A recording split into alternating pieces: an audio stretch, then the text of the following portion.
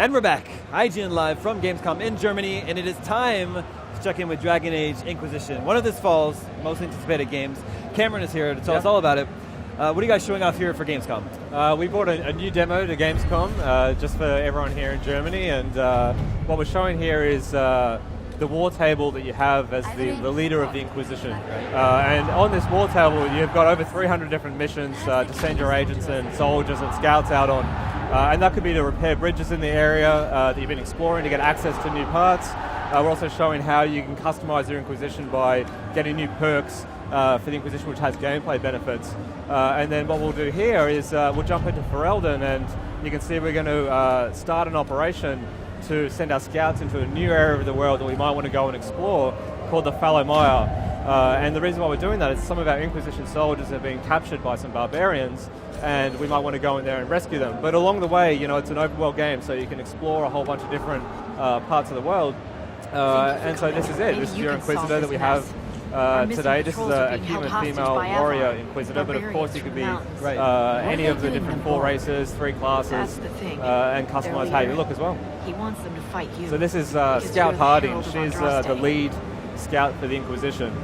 She has a whole bunch of scouts that go off and set up Inquisition camps for you throughout the world, and once you've got a first camp in one of these big open areas of the world, then you can go in there and you can start looking at exploring and uncovering the secrets and just run around and have fun. But this is a very tense area. It's a creepy swamp. There's lots of undead that have been raised because a plague went through this area and wiped everyone out. Now you mentioned the camps. Are those the same thing as the keeps, or are these different? A little bit different. They're kind of like small versions of keeps. Okay. You know, as an Inquisitor, you have the ability to send your soldiers and forces through the world to set up camps, and you can find other little opportunities to set up camps as well as you explore the world. But you can also capture these big keeps, as you mentioned, and when you do that, you bring your Inquisition forces into them, you populate that keep, gives access to new side content in the world. And then, of course, you have Skyhold, which is your massive castle, which is your seat of your power as the Inquisition. And within Skyhold, that's where you have that war table that we just saw. Sure. So a couple of things I noticed. First of all, the game is gorgeous. Yes.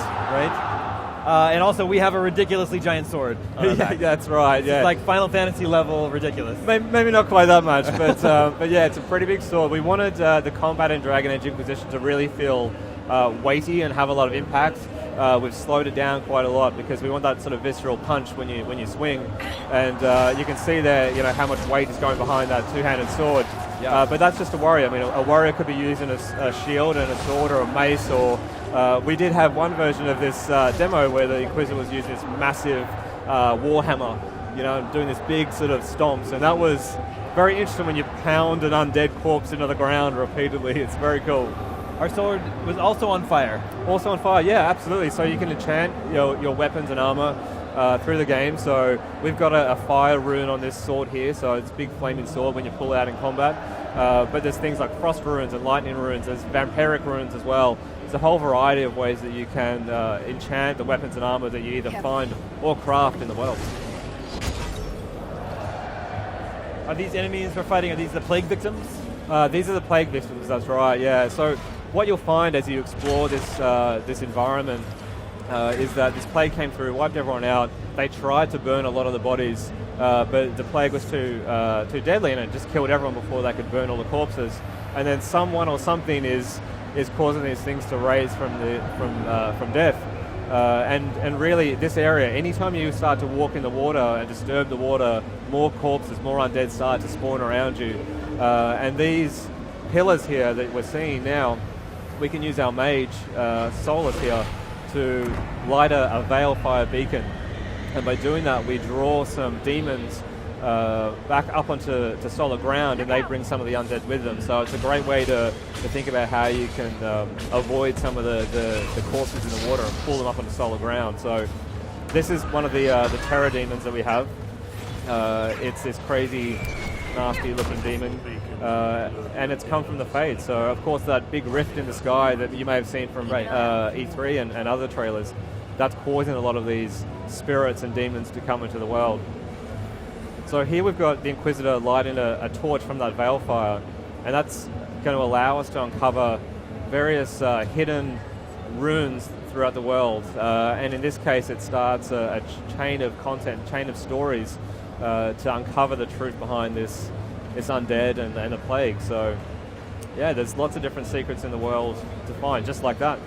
Would this be considered a side quest in the game? This is really a side quest, absolutely. This is an area of the game. Of course, we're an open world game with multiple regions. The story that we're telling in Inquisition is far too broad and vast to be able to tell in a single area. So we wanted to take the player all over these 2 different countries, being Ferelden and Orlais, and as a consequence of that story being so large, we need to take the player to different locations. So things like this swampy area or massive deserts. This thing is cool. This thing's very cool, yeah. I can't even pronounce the name of it, but it's this crazy lizard creature. And you know, all the creatures that you find in the game all have different sort of predator and prey faction settings. So you know, you might come across that lizard creature there, and it might be fighting wolves, or it could be attacking humans. I've seen some really interesting, crazy results. I once saw a giant that we have, one of the giants we have in the game, throwing boulders at a dragon as it was flying past. Nice. That was pretty cool. So you can another see secret here? here? Yeah, exactly. More secrets. So you can see we're starting to find out more about what might be coming, what might be causing these undead to be raised.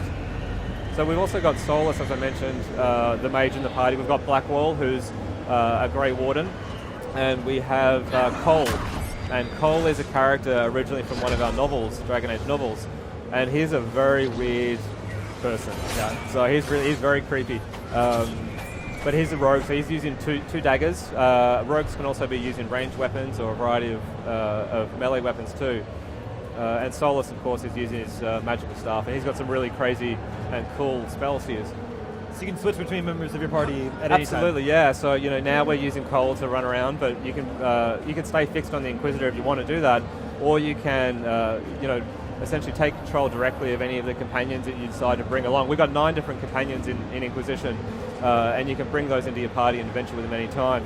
So in combat, you can still swap between the different characters, and of course, if you stay in action combat, you can keep doing that. If you go into tactical combat, which we'll see in a little bit, then you can take control of all of them, issue them all different orders, and see how it plays out. We just picked up Blood Lotus. Yeah, that's right. So the armor that we grabbed here for Solus, you might notice that when we picked it up, there was a couple of slots in there that were empty. So one of the great things about the crafting system that we have is that not only can you make full suits of armor, but you can also craft or find different gauntlets and boots that you can then insert into the armor set to customize how the stats and how it looks. And that means that you can really customize how you're playing combat. And of course, with the crafting system as well, you can craft weapons and everything, and of course enchant it. And I love being able to craft the blades separately from the hilt, from the pommel and the crossguard, all out of different metals and materials, and those metals and materials will change how the weapon looks and how it fights. So we're going to set up camp. We set up a camp, exactly. We found a great place to push our Inquisition further into the world as we explore. We've got a station here where we can craft some new potions. What we just did there was we found a recipe for some poison, and we picked some flowers earlier on in this demo. I think it was Blood Lotus, and that lets us mix that poison. So we might be able to use that poison as we explore through, and I think at the E3 press conference we saw Cole use that poison. You can poison your blades? Absolutely, yeah, you can poison the blades, and that does a ton of damage. Yeah. So if we happen to fall in combat, do we go back to the camp? Well, if you fall in combat, if it's just one of your companions or you have fallen down, you can be revived, but if everyone wipes, then you might need to load a save game. But interesting, there are some really cool times in the game through decisions that you can actually have a game over moment, which is pretty neat. So this is one of the Avar barbarians. His tribe has captured your Inquisition soldiers, but he's not interested in any of that. He just wants to find out what's going on with this small rift that's popped up in this area. So he's keeping an eye on it. That's spitting out demons, and he's talking about his goddess, like the Sky Goddess, and it's an interesting sort of dialogue. We saw it again at the E3 press conference where Aaron showed some more gameplay from this area. After we'd killed his chieftain, which he considers to be dishonorable, we then had an option to recruit this character into the Inquisition as one of our agents that we can then send out through that war table that we saw. I see. Interesting how widely throughout. So there's a rift behind us. There is, exactly, and I think we're going to try and we're going to tear it open. It's sitting there at the moment, but we're going to tear it open so we can then close it, kill some demons, and bring a bit of stability to this part of the region. So the Inquisitor, as you can see there, is opening up this rift. At the beginning of the game, you are blown into the Fade in this massive explosion, and that gives you the ability to manipulate these rifts in some way. Okay, so here we get to see the tactical view. Exactly, so this is the tactical view. We've brought it back from Dragon Age Origins and enhanced it. So you can see as we hover over some of the enemies there, we can see some details, their strengths and weaknesses. The more we fight creatures, the more information we're going to have about them. So, we'd set up some basic attacks there, a whirlwind for the Inquisitor, and then we advance time, seeing how that strategy plays out. And then at any point you can jump back into action mode if you want. But here we've got a Wraith, it's a new enemy in the world. So we've got okay, so now we're in direct control of Cole. He's a high damage, we've expected to be high damage, so he's just going to run around and kill things. The Skywatcher Barbarian is fighting on our side, which is really cool. What does it mean when an enemy is taunted? Sorry, mate? When an enemy is taunted, what does that mean? So if an enemy's taunted, it means probably Blackwall, who's our warrior. He's a very defensive warrior.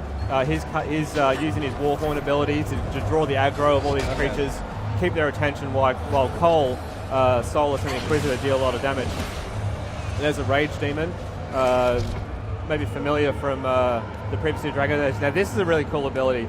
As the Inquisitor has this special ability, this Mark of the Rift, she's using her connection to the Fade to essentially banish all of the demons in an area of effect, which means it simplifies that combat a lot, and it's a really great way to just wipe them out. But you can't use it all the time, so... How's this battle going? It's going pretty good. Okay. So yeah, they defeated all of the demons that came out of the Rift. The Inquisitor's now going to close it down, and by doing so that earns power and influence for your Inquisition, which you can then again spend on more operations and missions at the war table that we saw at the beginning.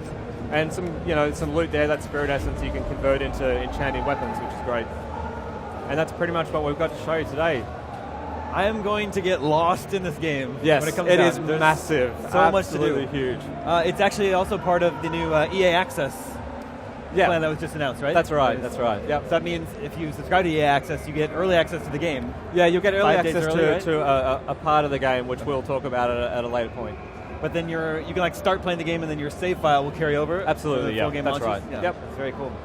Dragon Age Inquisition is out November 18th. That's right. Cameron, thank you so much for coming by the show. Thanks, mate. The game Appreciate looks it. awesome. Welcome.